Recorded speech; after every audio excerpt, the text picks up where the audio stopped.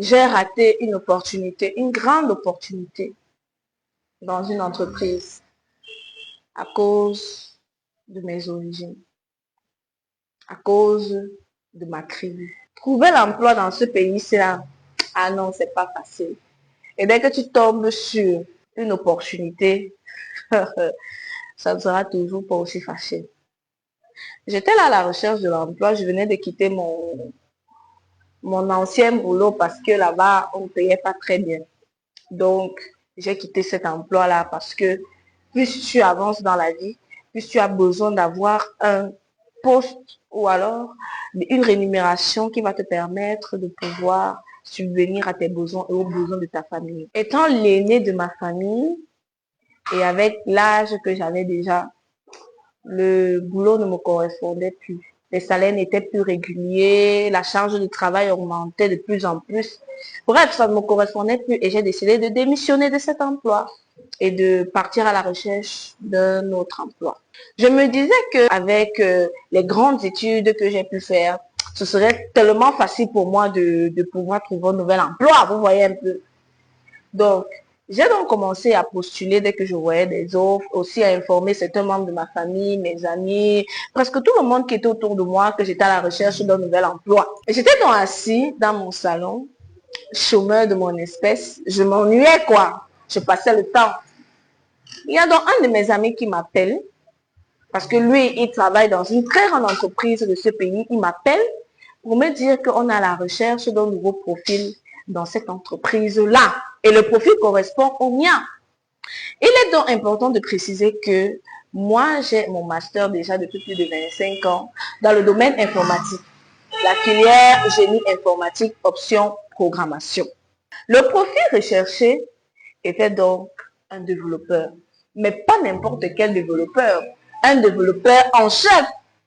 Donc, je me voyais déjà dans mon beau costume le matin, dans cette entreprise, climatisée, en train de travailler et puis d'être bien rémunéré, parce qu'il ne faut pas qu'on se dise, on se mente, hein. Il faut qu'on se dise la vérité. Même si tu aimes ton travail, comment là, c'est la fin du mois d'abord. Quand tu sais à la fin du mois que tu seras bien payé, et ce n'était pas n'importe quelle entreprise.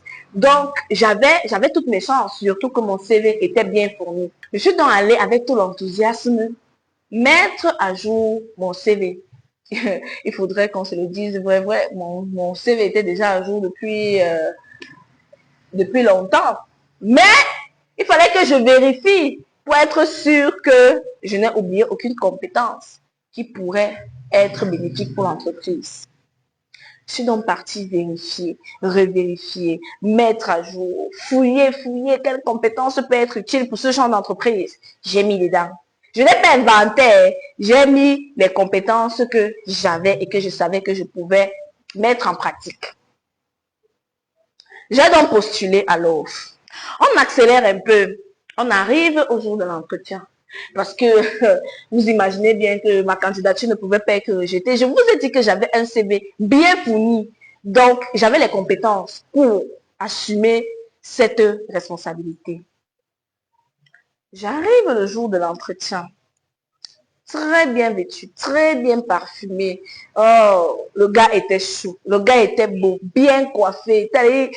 Ah, il a mis même le manyanga sur ma tête pour me montrer à quel point je suis sérieux. Il n'y a pas quelque chose pour m'embrouiller. J'étais tellement sérieux que même sérieux est étonné. Je suis allée à mon entretien. J'ai rencontré le responsable des ressources humaines. Je suis entrée avec politesse. J'ai dit bonjour monsieur, comment allez-vous? Il m'a retourné la question, et vous, je vais bien et vous? J'ai dit ok, je vais bien. Nous sommes allés dans le vif du sujet.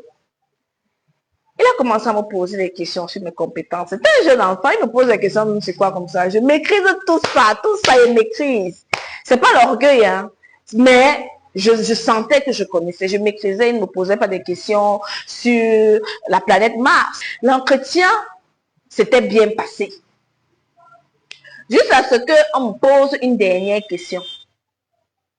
Vous savez quelle était la dernière question?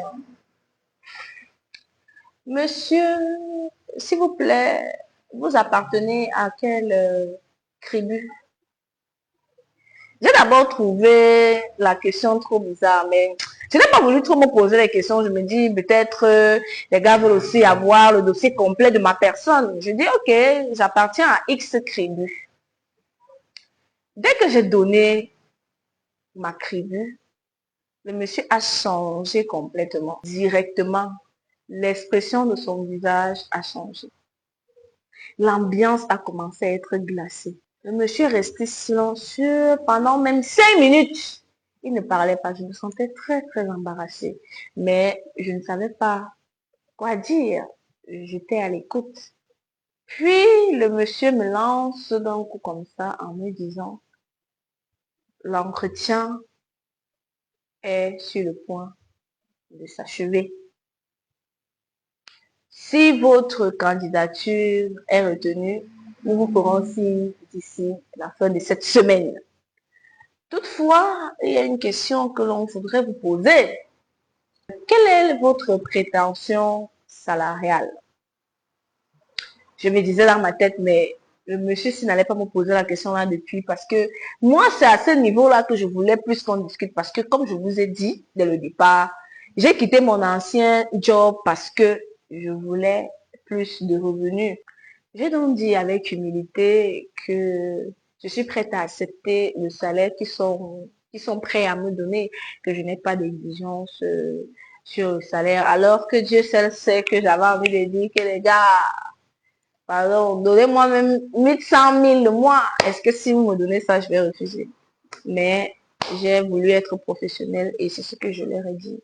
Alors l'entretien s'est achevé et je suis rentrée chez moi. J'étais plus que sûre que ce job était pour moi. Dans mon cœur, je me disais que non, j'ai assuré, l'entretien s'est bien passé. Je ne me suis pas accrochée sur le coup de silence qu'il a marqué par rapport à ma tribu. Donc, je me suis dit, voilà, si on se base sur mon CV, forcément, j'aurai le poste.